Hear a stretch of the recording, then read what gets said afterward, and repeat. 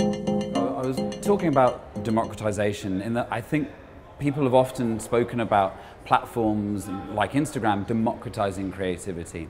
I think that does it down. I think that's actually talking about it in the wrong way. When people talk about democratization, they actually talk about it, I think that's a bit rude. I think they talk about it as a flattening out, a race to the bottom. I think it's actually an acceleration of creativity.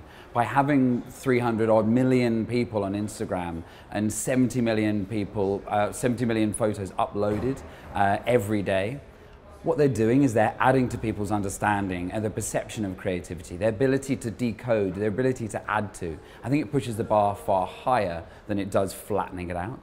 And I think for me, that's really exciting, both for the platform, when you look at actually this community are really collectively pushing one another, but also the role for brands. When brands step into the platform, the bar is super high.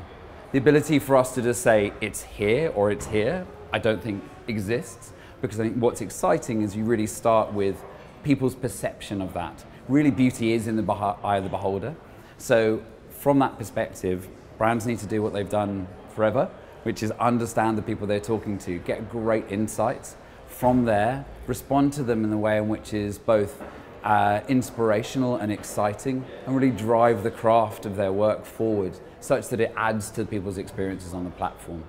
If we're looking at this from a brand perspective and the role of democratization for the impact for brands and also on budgets on creativity, again, I can't give a singular answer. What's great, and for my role, there's no universality, because if it is a brand which is all about people and being very street and very real and gritty, then maybe, yeah, shooting it on a phone is the right way to do it. But still having someone who has a lens and an understanding how to set up and frame that shot is important.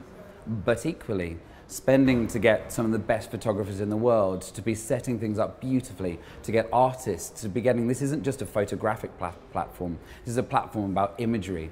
About a fifth of the people on Instagram see it as the art gallery of the future. So I love that thought of what people need to do, what brands need to do, is respond to people in a way in which the corresponding creativity is relevant for the people that they're talking to, and is going to make them, is going to evoke and feel like it's the right piece of work to express that brand.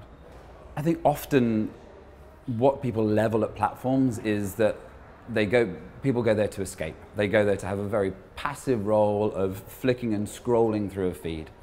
I think what we're seeing, what we saw through our research, was quite the opposite. What it does is actually, it drives for action. It inspires people to do something. So it moves from this passive, I'm going to sit back and just take a break, to what that does, what that says, the world that I'm experiencing inspires me to do something different, to actually get up and get out and to make more of my life. They're seeing great and fantastic roles from people who are close to them, but about 50% of the accounts that people are connected to on Instagram they're not close friends or they don't know. So that's part of the difference, is the breadth of experience that they're pulling in on Instagram is one that's inspiring them from around the world. This transportative feel of being anywhere and being taken into people's lives or being taken into people's perspectives, I think is super exciting for people getting up and going out and doing things. And from a brand perspective, that means this isn't just I'm going to push an image at you that you're going to take in and feel good about and move on from. It's actually that brands have the ability to move people into action as well.